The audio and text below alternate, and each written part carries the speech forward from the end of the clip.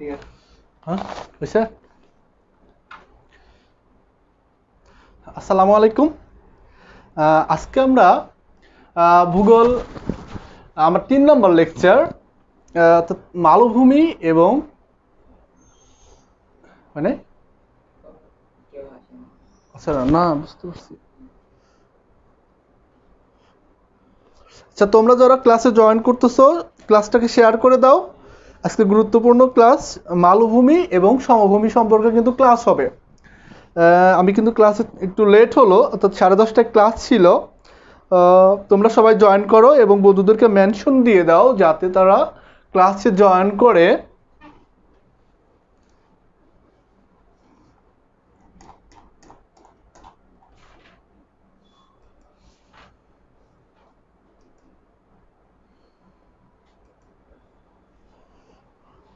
Join করো তো কারা কারা জয়েন করছো এবং কোথা থেকে জয়েন করছো সবাই কমেন্টের মাধ্যমে জানাও যে তোমরা কোথা থেকে জয়েন করতেছো বাপ্পি বলতেছে স্যার কেমন আছেন আলহামদুলিল্লাহ ভালো আছি ভাইয়া তুমি কেমন আছো সবাই আসতেছো তোমরা সবাই তাড়াতাড়ি ক্লাসে জয়েন করো আমরা ক্লাস অতি তাড়াতাড়ি শুরু করে দিব আজকে গুরুত্বপূর্ণ একটা টপিকস নিয়ে আলোচনা করব সেটা হচ্ছে মালভূমি এবং সমভূমি সম্পর্কে যেটা আমরা পৃথিবীর গঠনের আগের দুইটা ক্লাসে আলোচনা করছি যে পৃথিবীর অভ্যন্তরীণ যে গঠনটা আছে সেটা যেমন আমরা পড়ছিলাম যে ভূত্বক গুরুমণ্ডল এবং কেন্দ্রমণ্ডল সম্পর্কে পড়ছিলাম প্রথম লেকচারে এবং আমরা দ্বিতীয় লেকচারে পড়ছিলাম যে পর্বত সম্পর্কিত যে বিষয়টা সেই পর্বত ছিল কি 5টা পর্বত ছিল সেই 5টা পর্বতের মধ্যে কি ছিল যেমন ভঙ্গিল পর্বত আমরা কি সেটা জানছি তারপরে জানছি যে আগ্নেয়জাত বা সঞ্চয়জাত পর্বত কি সেটা জানছি সেটা দেখতে কেমন তারপরে চ্যুতিস্তূপ পর্বত সম্পর্কে জানছি তারপরে জানছি ল্যাকোলিথ পর্বত সম্পর্কে তারপরে জানছি তারপরে জানছি যে সঞ্চয় তারপরে আমরা জানছি যে ক্ষয়জাত পর্বত সম্পর্কে জানছি আমরা আজকে জানবো যে এই পর্বতের একটা নিচের ধাপ বলতে পারি মানে ভূপৃষ্ঠের মধ্যে সেটা হচ্ছে সমভূমি এবং মালভূমি সম্পর্কে আমি একটা চিত্র আঁকাইছি তোমরা কিন্তু দেখতে পারছো যে চিত্রটা এঁকেছি কি রকম এবং আমি আগে থেকে যাতে সময় শর্টের কারণে আগে থেকে কিছু লিখছি এখন তোমরা কারা কারা জয়েন করতেছো জানাও রোহান আবির বলছে ওয়ালাইকুম আসসালাম ভালো আছি রাজশাহী থেকে বলতেছো রাজবাড়ী থেকে বলতেছো শেরপুর থেকে আছে গোপালগঞ্জ যশোর থেকে আছে আচ্ছা তোমরা কেউ কুষ্টিয়ার কেউ নাই কুষ্টিয়া তোমাদের কুষ্টিয়ার বন্ধুদের থাকলে আছে মেনশন দিয়ে দাও আমি আমার বাসা কিন্তু কুষ্টিয়াতে আর কুষ্টিয়ার কেউ থাকলে অবশ্যই আমি মানে আমার ভালো লাগবে এক কথায় বলতে পারি রাজশাহী যে রাজবাড়ী আছে আমার পাশের জেলা যশোর আছে তো সবাই বন্ধুদেরকে মেনশন দাও আমরা ক্লাস শুরু করে দিব এখন হ্যাঁ শারমিন কে বলতেছে যশোর থেকে ঠিক আছে আপু যশোর থেকে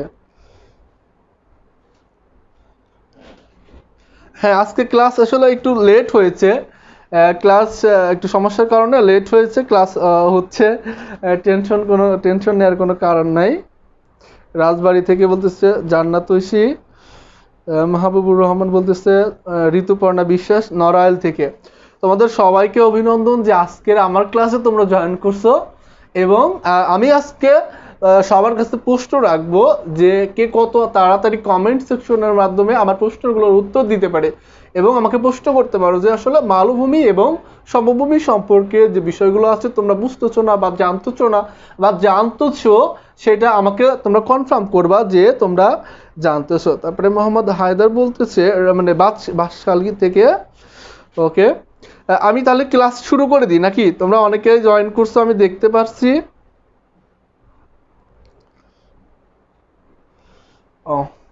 তাহলে আমি শুরু করে দিই তোমরা কেমন আছো তোমরা তো কেউ জানাচ্ছ না যে তোমরা কেমন আছো তোমরা আশা করি তোমরাও ভালো আছো এবং তোমরাও পরীক্ষার জন্য সর্বোচ্চ প্রস্তুতি নিচ্ছ তোমরা সর্বোচ্চ প্রস্তুতি নিচ্ছ আমি এটা আশা রাখি তাহলে আমাদের আজকের টপিকস কিন্তু ছিল মালভূমি এবং সমভূমি এখন তোমরা বলো তো মালভূমিটা কি আমি এখন কমেন্ট পড়া একটু পরে দেখি তোমরা সবাই জয়েন করো মালভূমিটা কি কে বলতে পারবা যে আসলে মালভূমিটা কি? আমি দেখো চিত্রটা এঁকেছি, আমি কিন্তু ফার্স্ট ক্লাসে কিন্তু এটা দেখিয়েছিলাম, যখন পর্বত পড়িয়েছিলাম তখন আমি এই যে পৃথিবীর যে ভূপৃষ্ঠ আছে সেই ভূপৃষ্ঠের গঠন একটা কিন্তু দেখিয়েছিলাম। ঠিক আমি যেমন এটা কি লিখছি, সমুদ্র লিখছি। আমরা যখন কোনো কিছুর সংজ্ঞায়িত করব সেই সময় বলবো যে সমুদ্র সমতল থেকে কত উচ্চতায় কোন স্থানটা রয়েছে সেটা কিন্তু আমরা বলবো। তাহলে আমরা বলবো যে সমুদ্র সমতল থেকে সমভূমি দেখতে কেমন, সমুদ্র সমতল থেকে মালভূমি সংজ্ঞায়িত করব, এবং সমুদ্র সমতল থেকে আমরা পর্বতদের কিন্তু সংজ্ঞায়িত করছি। আমরা পর্বত সম্পর্কে অলরেডি আলোচনা করে ফেলেছি।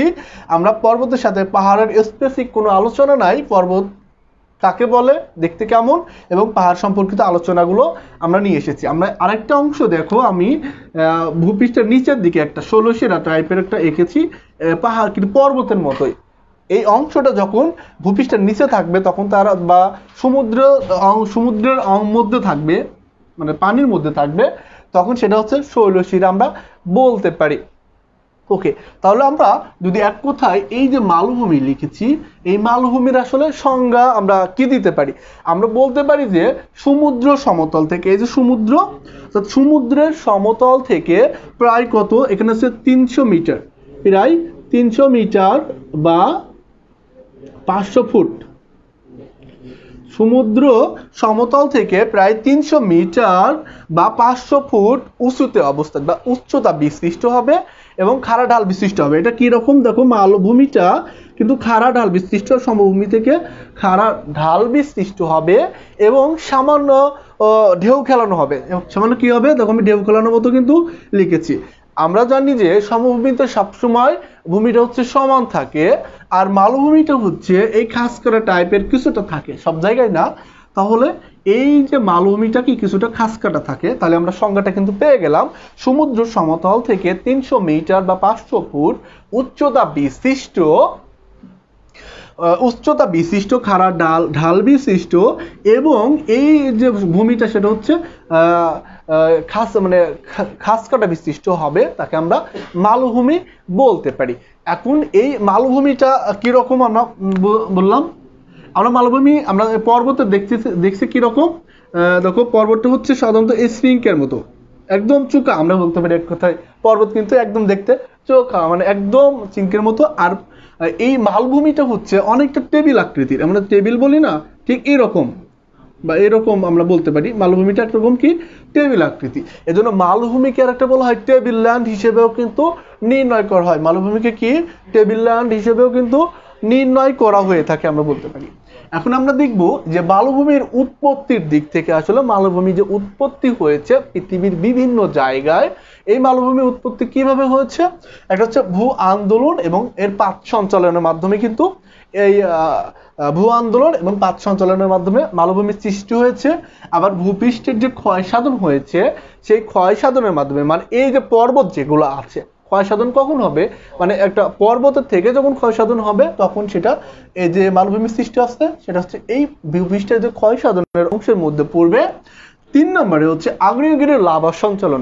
আমরা দেখেছিলাম যে পর্বত কিন্তু ভূপৃষ্ঠ থেকে যে আগ্নেয়গিরির অগ্নুৎপাত হয়েছিল, সেই আগ্নেয়গিরির অগ্নুৎপাতের মাধ্যমে বড় আকারে যখন সেই স্তূপ আকৃতি হবে তখন সেটা পর্বতের হয়ে যাবে। যখন মালভূমির সাইজে হবে এবং ভূমিটা সামান্য ঢাল বিশিষ্ট হবে, তখন সাধারণত সেটা এবং সঞ্চয় করবে, সেটা হচ্ছে আগ্নেয়গিরির লাভা সঞ্চালন বিশিষ্ট মালভূমি হবে। এখন আমরা দেখব এই ভূ আন্দোলন এবং পাত সঞ্চালন বিশিষ্ট যে সকল মালভূমি আছে সেই মালভূমি সম্পর্কে জানব। ওকে, এখন ভূ আন্দোলন এবং পাত সঞ্চালনের মধ্যে প্রথমে আছে হচ্ছে মহাদেশীয় মালভূমি। তোমরা সবাই নোট করবা, মহাদেশীয় মালভূমি। এখন তোমরা কি জানো যে আসলে মহাদেশীয় মালভূমি কোনগুলো হতে পারে? তোমাদের কমেন্ট সেকশন দেখি।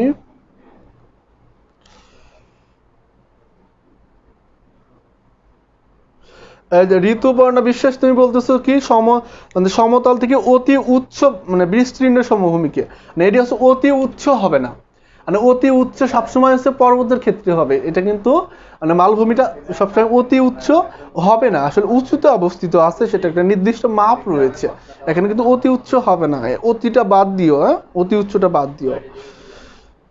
আমি ভালো আছি, অবশ্যই ভালো লাগবে। আচ্ছা ঠিক আছে, সবাই ভালো আছে এবং ক্লাস সম্পর্কে আমরা শুরু করে দিচ্ছি। তাহলে আমরা এই মহাদেশীয় মালভূমিটা কি তোমরা কি কে বলতে পারবা, যে লিখো। তাহলে আমরা এই করি, মানে মহাদেশীয় মালভূমিটা কিরকম, মানে মহাদেশীয়, এক কথা মহাদেশীয় কি, আমরা যখন পৃথিবীর গঠন করেছিলাম ওইখানে দেখেছিলাম যে মহাদেশীয় একটা অংশ আর একটা হচ্ছে মহাসাগরীয় অংশ। আমরা ভূপৃষ্ঠে রয়েছি সেটা হচ্ছে মহাদেশীয় সমভূমি বলতে পারি, আর মহাদেশীয় মালভূমিটা হচ্ছে ব্যাপক এলাকা জুড়ে যখন এর প্রাচীন যে শিলা স্তর রয়েছে, এই শিলা স্তরগুলো যখন ক্ষয় প্রাপ্ত হয়ে সাধারণত এই ধরনের মালভূমিগুলো সৃষ্টি করে। তাহলে এই যে যেমন ব্যাপক এলাকা, মানে সাধারণত এই মালভূমিটা কি ব্যাপক এলাকা ধরে যখন থাকবে ওই সময় কিন্তু ব্যাপক এলাকা ধরে কিন্তু ধরো এই মহাদেশীয় মালভূমি কিরকম, ধরুন কানাডার কথা আমরা বলতে পারি বা আমেরিকার কথা বলতে পারি, এইগুলো কিন্তু আসলে কানাডা অস্ট্রেলিয়া এগুলোকে শিল্ড বলা হয় থাকে, এগুলো একটা ব্যাপক এলাকা বা বিস্তৃত এলাকার যে মালভূমির এর উপরে যে মালভূমি ধরো এরকম, এর উপরে যে প্রাচীন একটা শিলা স্তর রয়েছে, এই প্রাচীন শিলা স্তরগুলো আস্তে আস্তে ক্ষয় সাধিত হয়েছে, যেই স্থানগুলোতে একটা পর্বত আছে সাইডে, এই সাইডের যে পর্বতগুলো আছে এই পর্বত থেকে ক্ষয় সাধিত হয়ে আস্তে আস্তে একটা মালভূমির সৃষ্টি করছে।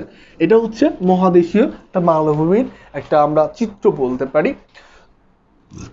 ওকে, তাহলে আমরা দেখলাম যে ভূ আন্দোলনের মধ্যে আরেকটা, মানে এটা হচ্ছে মহাদেশীয় মালভূমি।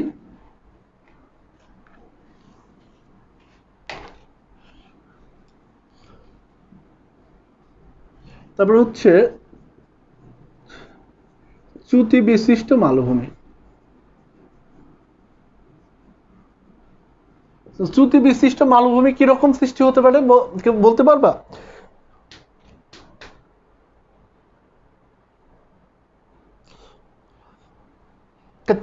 চ্যুতি বিশিষ্ট মালভূমিটা হচ্ছে দেখো আমি যখন সমভূমিতে গেছিলাম, সমভূমি থেকে ঠিক এরকম উপরে উঠে গেছিল, তাই না, এটা হচ্ছে মালভূমি, আমরা এই অংশটুকু বলতে পারি।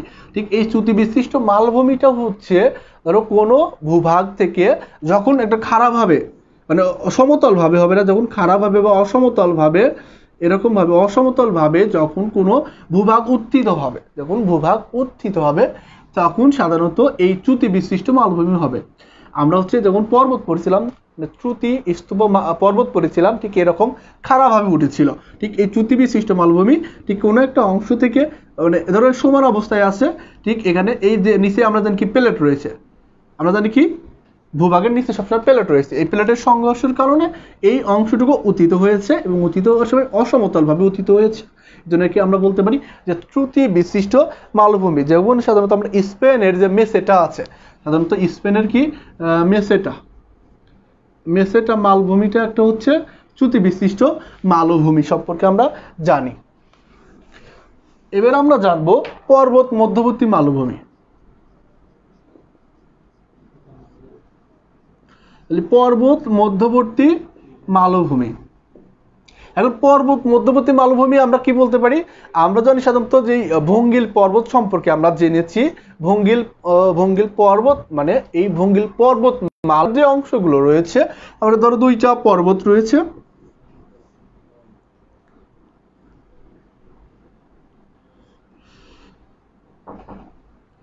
আমরা এইভাবে দেখতে পারি যে এগুলো হচ্ছে পর্বত, মানে এগুলো আমরা ভঙ্গিল পর্বতের অংশ বলতে পারি। আমরা এদিকে উত্তর সাইড, এই উত্তর সাইডে রয়েছে হচ্ছে আমরা বলতে পারছি কুনলুন, হ্যাঁ এটা হচ্ছে তিব্বত একটা পর্বত, সরি এটা হচ্ছে তিব্বত মালভূমি হচ্ছে পর্বত মধ্যবর্তী মালভূমি। এদিকে হচ্ছে উত্তর সাইডে হচ্ছে কুনলুন অংশ, এটা হচ্ছে উত্তর সাইডে এই পর্বত রয়েছে কুনলুন পর্বত, আর এই দক্ষিণ সাইডে রয়েছে হিমালয়, এই সব মিলে হচ্ছে পর্বত হিমালয়। এইগুলো সব মিলে কিন্তু একটা অংশ, কিন্তু এই সব মিলে কিন্তু পর্বতমালা ছিল। এই মালা থেকে যখন ভূ আন্দোলনের মাধ্যমে এই ভূমির ক্ষয় সাধনের ফলে দুইটি পর্বতের মাঝে যখন একটা সমভূমির আকৃতি ধারণ করে, এরকম একটা উদাহরণটা হচ্ছে তিব্বতীয় মালভূমি। আর এই তিব্বতীয় মালভূমিকে আমরা বলবো যে পর্বত মধ্যবর্তী মালভূমি সম্পর্কে। এবার আমরা জানবো যে হেলানো মালভূমি সম্পর্কে। তাহলে আমরা লিখি তিব্বত,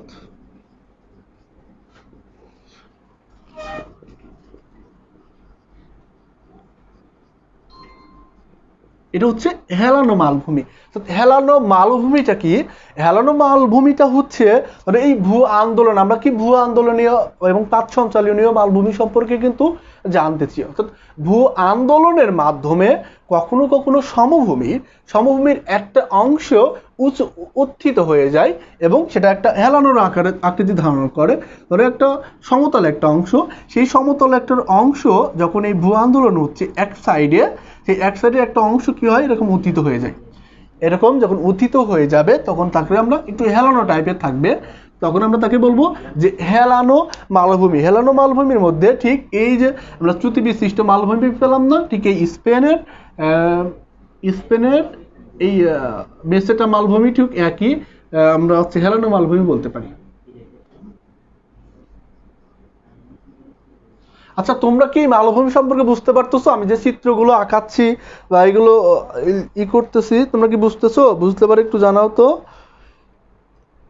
তোমরা পেজকে শেয়ার করে দাও, তোমার বন্ধুদেরকে জানাও যে আসলে ক্লাস হচ্ছে ভূগোল সম্পর্কে।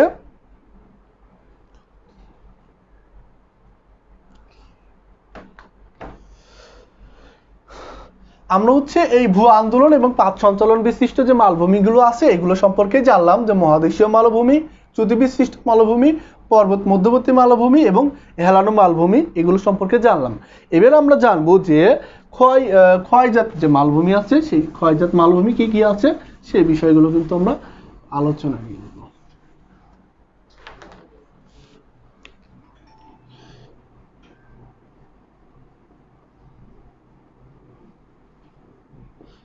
ক্ষয়জাত মালভূমি।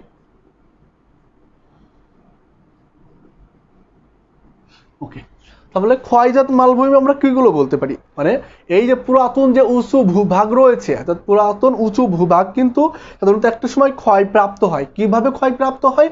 প্রাকৃতিক উপায়ে, এবং বৃষ্টিপাত হচ্ছে, তারপরে হিমবাহ প্রবাহিত হচ্ছে, বায়ু প্রবাহিত হচ্ছে, এইগুলোর কারণে এই যে পর্বত শ্রেণী যেগুলো রয়েছে বা পাহাড় রয়েছে, এইগুলোর এই ভূভাগগুলো যে নরম শিলা রয়েছে, সেই বা নরম শিলা বা পাললিক শিলাগুলো রয়েছে, এটা একটা সময় ক্ষয়প্রাপ্ত হয় এবং ক্ষয়প্রাপ্ত হওয়ার ফলে একটা সমভূমিতে আকৃতি লাভ করে। তাহলে এই যেই সমভূমিগুলো মানে পর্বতগুলো ক্ষয়প্রাপ্ত হওয়ার মাধ্যমে সৃষ্টি হয়েছে, সেই পর্বতগুলোকে আমরা বলবো ক্ষয়জাত মালভূমি। এখন ক্ষয়জাত মালভূমির মধ্যে আমরা বলতে পারি ফিজল্ট মালভূমি। একটা আমরা লিখি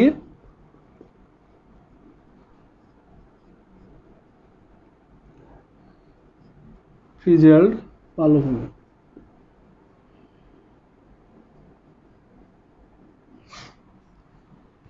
তাহলে কি ফিজল্ট মালভূমিটি কি আমরা বলতে পারি যে আমরা যদি এই পৃথিবীর যে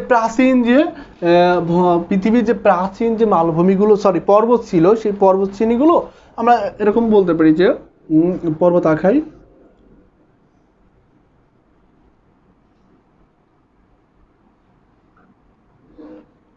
ওকে।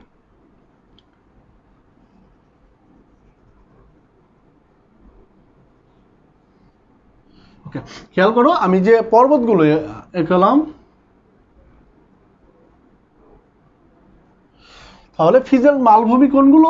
যেগুলো সাধারণত এই পৃথিবীর যে প্রাচীন এই ভঙ্গিল পর্বতগুলো, একটা সময় এই পর্বতগুলো ক্ষয়প্রাপ্ত হয়, বিভিন্ন বায়ু প্রবাহ হচ্ছে, বৃষ্টিপাত হচ্ছে। আর বৃষ্টিপাত হলে এই যে পর্বত আছে, পর্বতের তো সব শিলাগুলো একরকম না, আর কিছু কিছু শিলা নরম শিলা রয়েছে। এরকম শিলাগুলো কি হয়, একটা সময় এইগুলো ক্ষয়প্রাপ্ত হয়ে একটা সময় এরকম মালভূমিতে পরিণত করে। তাহলে এই ধরনের মালভূমিকে আমরা সাধারণত ফ্রিজেলড মালভূমি আমরা বলতে পারি, যেহেতু ক্ষয়প্রাপ্তের মাধ্যমে হয়েছে সেটাকে আমরা ফ্রিজেলড মালভূমি বলতে পারি। যেমন ইউরোপের যে স্ক্যান্ডিনেভিয়ান